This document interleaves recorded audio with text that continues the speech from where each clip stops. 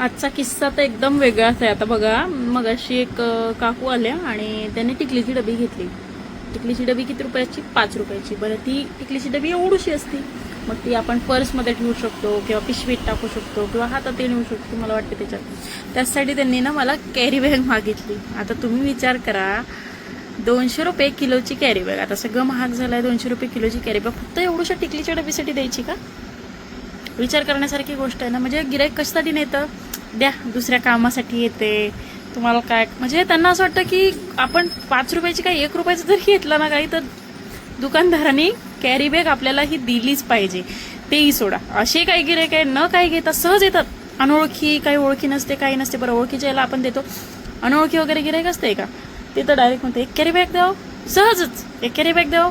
कशासाठी? तर मोबाईल ठेवायला, त्यांचे पैसे भिजते म्हणून ठेवायला. आता मला सांगा, तुमचे पैसे भिजते म्हणून तुम्हाला महत्व आहे, मग दुकानदाराला काय फुकट येतंय का? ही सांगायचं होतं मला. तुमच्यासोबत पण असे म्हणजे येतात का तुमच्या दुकानावर गिराईक की ज्या गोष्टीला म्हणजे कॅरी बॅगची आवश्यकता नसते त्यालाही कॅरी बॅग गिराईक मागतं? आणि असे पण काही गिराईक असते की जे अनोळखी वगैरे येतात, ते पण तुम्हाला नक्की कमेंटमध्ये सांगा. आणि फॉलो करायला विसरू नका.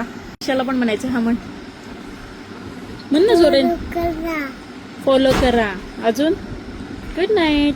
Good night. हो, एक शेवटचं सांगायचं राहिलं. आपले झाले आता इन्स्टाचे 5000 फॉलोअर्स कंप्लीट. त्यासाठी खूप खूप धन्यवाद. आणि असाच मला सपोर्ट करत राहा. आणि नवीन नवीन असे किस्से ऐकण्यासाठी किंवा मग माझे अनुभव ऐकण्यासाठी, श्रेषाचे व्लॉग बघण्यासाठी फॉलो करायला विसरू नका.